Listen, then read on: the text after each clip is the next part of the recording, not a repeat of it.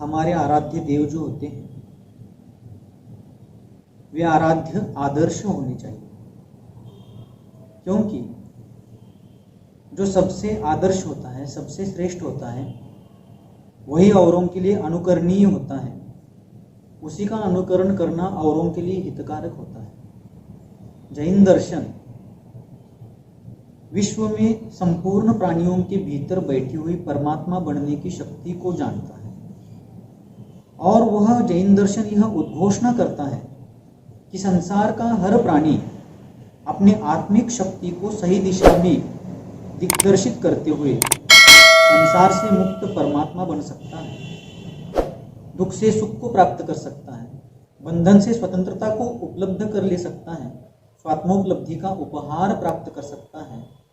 इस प्रकार जैन दर्शन ने विश्व के प्राणी मात्र के लिए आत्मिक आध्यात्मिक स्वतंत्रता की यह महान देशना, यह महान उपदेश और संदेश दिया है। उस उपदेश को देने वाले उपदेशक को जैन दर्शन में आप्त भगवान या सच्चा देव कहते हैं। जैन दर्शन एक विज्ञानवादी दर्शन है, अर्थात इसमें सच्चे ज्ञान की महात्म्य को बहुत ही प्रधानता दी गई है। प्रामाणिकता, सत्यार्थता, यथार्थता को ही इसमें अत्यंत श्रेष्ठता के, अत्यंत आदर के साथ स्वीकार किया जाता है।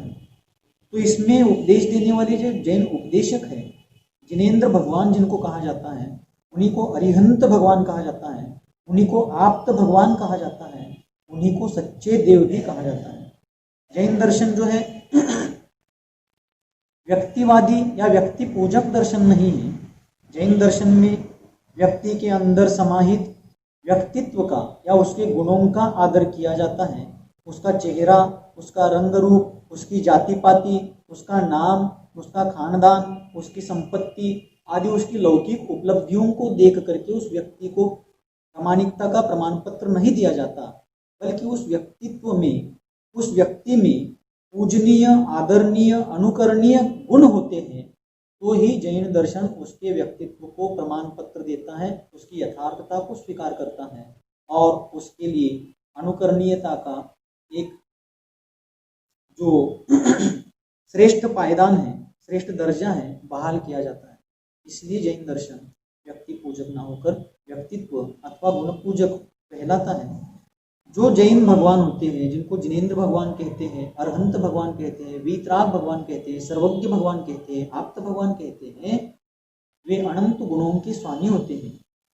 चार घाती कर्म जो संसार के अनंत दुखों के लिए कारणभूत है, ऐसे चारों घातिया कर्मों का क्षय करने के बाद जिनको अनंत ज्ञान अर्थात केवल ज्ञान, उसी को सर्वज्ञता कहते हैं। ऐसी सर्वज्ञता रूप अनंत केवल ज्ञान प्राप्त होता है। अनंत दर्शन, लोकालोक के संपूर्ण पदार्थों को देखने की विशिष्ट दर्शन शक्ति, दर्शन गुण प्राप्त हो जाता है।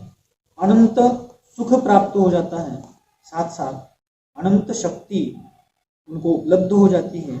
ऐसे अरिहंत भगवान हैं। यहाँ पर वे अरिहंत भगवान जो है वे संपूर्ण 18 दोषों से रहित होते हैं।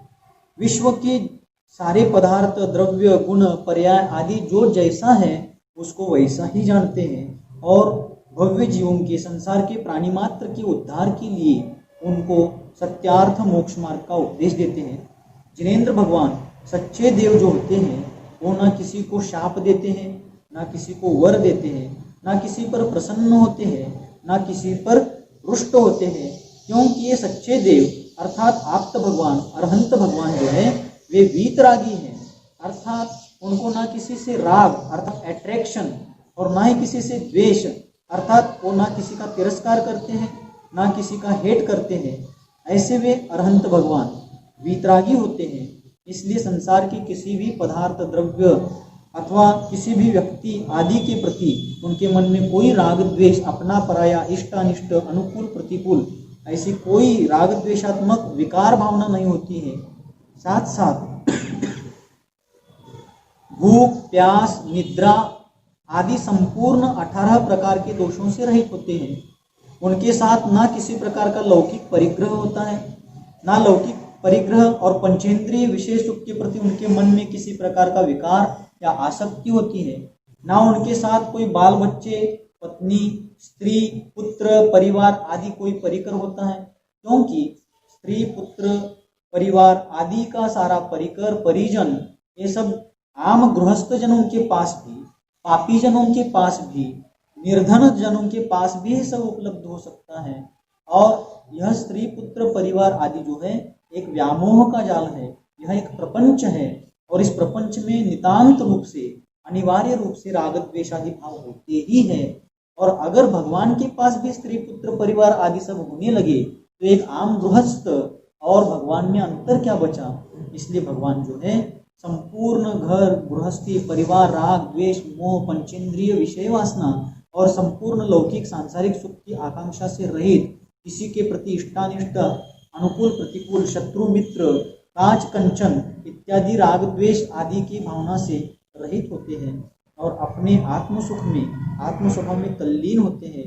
मेरी भावना में भी कहा गया है, जिसने राग द्वेष कामादि जीते अर्थात संपूर्ण कषायों को काम वासना आदि पंचेंद्रिय विषय वासना को जीत लिया है, सब जग जान लिया, अर्थात जिसके जानकारी में दुनिया की कोई ऐसी बात नहीं कि जिन्होंने उसको जाना नहीं है, वो सर्वज्ञ अर्थात लोकालोक के संपूर्ण द्रव्य गुण पर्यायों को जानने वाले हैं, सारी घटनाओं को जानने वाले हैं, तथा सब जीवों को मोक्ष मार्ग का निस्पृह उपदेश दिया। उन्होंने गरीब अमीर जैन अजैन मनुष्य पशु देव नारकी काला गोरा उच्च नीच भव्य अभव्य ऐसा कोई किसी के प्रति भेदभाव किए बिना सबके उद्धार के लिए सच्चे देव ने अरहंत भगवान ने हितकारी उपदेश दिया है सब जीवों को। और उपदेश देने के साथ साथ संसार की किसी स्वर्ग प्राप्ति भोग भूमि की प्राप्ति धन की प्राप्ति और किसी लौकिक चीज की प्राप्ति, जो चीज प्राप्त होकर फिर छूटने वाली है, जिसके छूटने से दुख होगा, जिसके मिलने के पहले तक क्यों नहीं मिल रहा है इसलिए दुख होगा, और मिलने के बाद भी उसको बनाए रखना सुरक्षित रखने के लिए चिंता होगी, जिसको मिला है वो सदैव आकुल व्याकुल रहेगा। ऐसी लौकिक चीज की प्राप्ति का उपदेश देने के बजाय शाश्वत अव्याबाद अतीन्द्रिय सुख की प्राप्ति हुए ऐसे मोक्ष मार्ग का उपदेश दिया। और उपदेश देने के साथ साथ एक और विशेषता है कि वह उपदेश उन्होंने सभी के लिए देते हुए निस्पृह होकर दिया है, अर्थात उपदेश सुनने वालों से उन्होंने कोई रिटर्न में प्रति उपकार के रूप में किसी अपेक्षा को न रखते हुए सभी के लिए उन्होंने ऐसे दुर्लभतम मोक्ष मार्ग का उपदेश दिया है। ऐसे सच्चे देव होते हैं। और ये ऐसे अरिहंत भगवान जो है, अरिहंत शब्द ही स्वयं कह रहा है कि अरिहंत किसी व्यक्ति का नाम नहीं है, अरिहंत व्यक्तित्व का नाम है। अरि अर्थात ज्ञानावरण दर्शनावरण अंतराय और मोहनीय, इन चार घातीय कर्मों को अरि यानी शत्रु माना जाता है। दुनिया का कोई व्यक्ति कोई प्राणी हमारा शत्रु नहीं है, बल्कि संसार में भटकाने वाले आत्मा को चारों गतियों का दुख देने में निमित्त बनने वाले जो चार घातीय कर्म हैं वे ही आत्मा के अर्थात हमारे स्वयं के असली शत्रु है, अंतरंग आध्यात्मिक शत्रु है। उन अंतरंग आध्यात्मिक शत्रु रूपी चार घाती कर्म रूपी अरि यानी शत्रु को जिन्होंने हंत का मतलब है नाश कर चुके हैं, ऐसे चार घातीय कर्म रूपी शत्रुओं के नाश करने वालों को अरिहंत कहा जाता है। चार घातीय कर्मों से रहित और अनंत चतुष्टय से सहित ऐसे वीतराग सर्वज्ञ हितोपदेशी भगवान को अरिहंत भगवान, सर्वज्ञ भगवान, आप्त भगवान या सच्चे देव कहा जाता है। इस कारण से अपन देखते हैं जिन मंदिरों में जिनेंद्र भगवान की प्रतिमाएं पद्मासन या खड्गासन में विराजमान रहती हैं, उन प्रतिमा की मुखाकृति जो होती है वह अत्यंत शांत सौम्य, पौर्णिमा के चंद्रमा की तरह अत्यंत शांत सौम्य मुद्रा वाली होती है। ना किसी प्रकार से उनके चेहरे पर आक्रोश के भाव है, ना क्रोध के भाव है, ना हंसी मजाक के भाव है, ना किसी को शाप देने के भाव है, ना किसी को वर देने के भाव है। उनके दोनों हाथों पर रखे हुए हैं, अर्थात उन्होंने ऐसा पुरुषार्थ करके मोक्ष प्राप्ति अपने जीवन में कर ली है कि अब उनको प्राप्त करने जैसी कोई चीज इस दुनिया में बची नहीं है। करने योग्य सारा कार्य वे कर चुके हैं, इसलिए उनके हाथ पर हाथ है।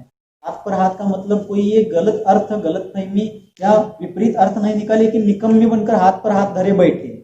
उनके हाथ पर हाथ धरे नहीं है, बल्कि उन्होंने हाथ पर हाथ रख लिए हैं, क्योंकि इन हाथों से अब करने जैसा कोई कार्य नहीं है। करने जैसा सर्वश्रेष्ठ कार्य अरहंत और सिद्ध पद की उन्होंने उपलब्धि कर ली है। श्रेष्ठ स्वात्मोपलब्धि को प्राप्त कर लिया है और उनकी जो आंखें हैं वो नासाग्र दृष्टि है, अर्थात संसार की किसी चीज की तरफ उन्हें देखने की आवश्यकता नहीं, सर्वज्ञता के बल पर वे लोकालोक के संपूर्ण पदार्थों को जानते हैं, ऐसे आप्त भगवान हैं। और साथ साथ ये अरिहंत भगवान या आप्त भगवान जो है, इनकी अन्य किन्हीं रागी द्वेषी असंयमी देवी देवताओं से तुलना नहीं हो सकती है, क्योंकि अन्य इसमें किसी जाति पाति धर्म संप्रदाय का भेदभाव, हमारा धर्म तुम्हारा धर्म, हमारा संप्रदाय तुम्हारा संप्रदाय, जैनों के देवता अजैनों के देवता, ऐसा भेदभाव या राग द्वेष या तुलनात्मक पने का कोई काम ही नहीं है, क्योंकि जिनेंद्र भगवान अतुल्य है, क्योंकि संसार की सारी चीजों से राग द्वेष से वे मुक्त हो चुके हैं।